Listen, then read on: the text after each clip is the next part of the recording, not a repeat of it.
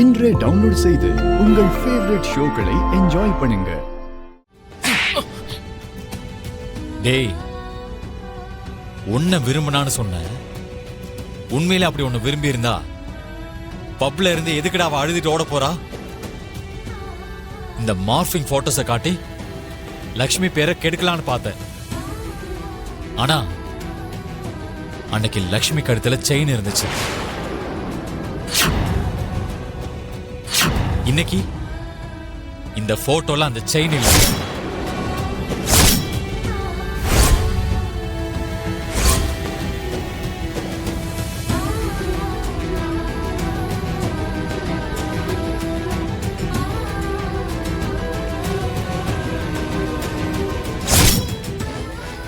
அப்போ அவளை எப்படி அடையிறதுன்னு தெரியாம இப்படி மார்பிங் போட்டோஸ உருவாக்கி லக்ஷ்மியோட பேரை கெடுக்கலான்னு பாக்குறியாடா?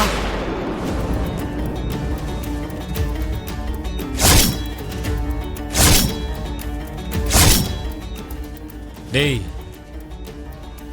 நீ என்ன அட்டாக் பண்ண வந்த அன்னைக்கே உன்னை நான் போலீஸ்ல ஒப்படைச்சிருக்கேன்.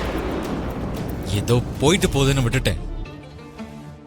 இன்னொரு தடவை இந்த மாதிரி ஏதாவது ஒரு திட்டத்தோட வந்த இந்த உலகத்தை விட்டே நான் உன்னை அனுப்பி வச்சிருவேன்டா.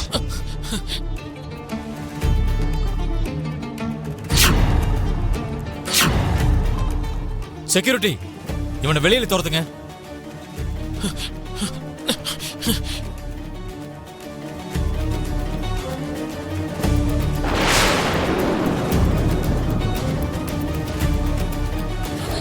அந்த போட்டோவெல்லாம் பார்த்துட்டு நீங்க உண்மைன்னு நம்பி இருந்தா?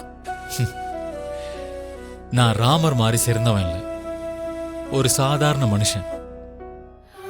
ஒரு புருஷன் தான் பொண்டாட்டி மேல வரக்கூடிய அலிகேஷனை நம்பினா இந்த உலகம் ஒரு புத்தகத்தை பார்க்கும்.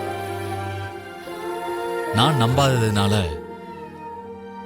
நம்ம எதிர்காலத்தை பார்க்கலாம். என்ன மாதிரி ஆளுங்களோட இமேஜ் பிசினஸ்ல தான் இருக்கும். உன்ன மாதிரி ஆளுங்களோட இமேஜ் குணத்துல இருக்கும். அதை பிடிக்காதவங்க எப்பவுமே அதை டேமேஜ் பண்ணதான் நினைப்பாங்க. ஜெகதீஷும் அதுதான் பண்ணான். பொக்கிஷமான ஒரு பொருளை அடையறதுக்கான தகுதி ஒரு மனுஷனுக்கு இல்லாதப்போ, வேற எந்த ஆப்ஷனும் இல்லாதப்போ, அந்த மனுஷன் 2 வழிகளை தேர்ந்தெடுப்பான். ஒன்னு அதை அடையிறது, 2வது அந்த பொருள் வேற யாருக்கும் சொந்தமாகாம செய்யறது. அந்த ஜெகதீஷ் 2வது தேர்ந்தெடுத்திருக்கான். நீ ஒரு பொக்கிஷம் லக்ஷ்மி. உன்னோட கேரக்டர் குறை சொல்றதுக்கு 100 பேர் முயற்சி பண்ணாலும் நான் அதை நம்ப மாட்டேன். நீங்க நடந்த எதையும் பெருசா எடுத்துக்காத.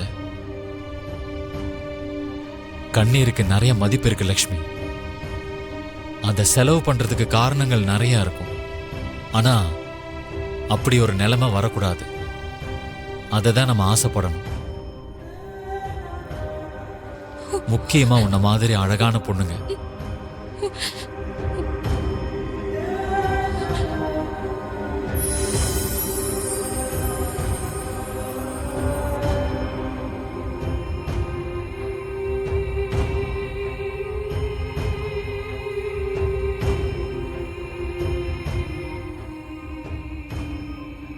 நமக்காக எல்லாரும் அங்க வெயிட் பண்றாங்க. நீ அழுதா நான் ரொம்ப வருத்தப்படுவேன். அது உனக்கு பிடிக்குமா?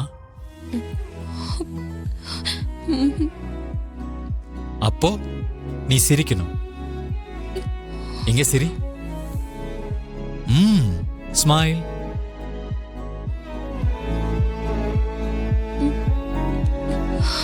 சதமானம் பவதி சதா யத் புருஷத் சதேந்திரியே ஆயுட்சேபேந்திரியே பிரதிதிஷ்டதி. தீர்காயுஷ்மான் பவ தீர்க்க சுமங்கலி பவ சர்வாபிஷ சித்திரஸ்து சகல ஐஸ்வர்ய அபிவிருத்திரஸ்து மனோரஞ்சிதாபல சித்திரஸ்து. மாப்பிள்ள, நீங்க மோதிரம் போடுங்க.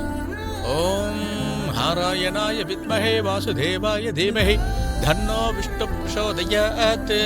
ओम महालक्ष्मी स विद्महे विष्णुपत्नी स धीमहि धन्नो लक्ष्मी प्रचोदयात्।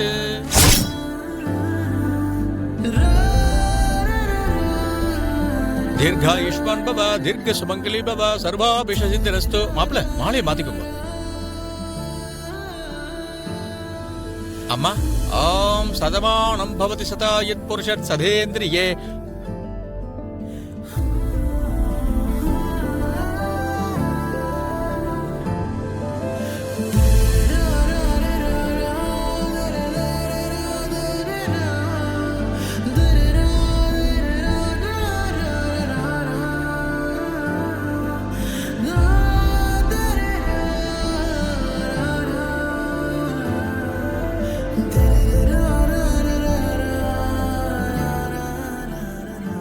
சதமானம் பவதி சதாயத் புருஷத் சதேந்திரியே ஆயுஷ்யேவேந்திரியே பிரதிதிஷ்டதி.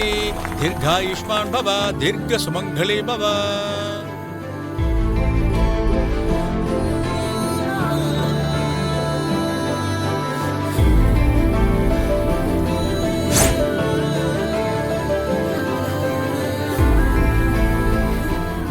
இவ்ளோ நல்ல மனுஷன் எனக்கு புருஷனா வந்ததை பார்க்க தாத்தா மட்டும் இப்ப உயிரோட இருந்திருந்தா எனக்காக ரொம்ப சந்தோஷப்பட்டிருப்பாரு.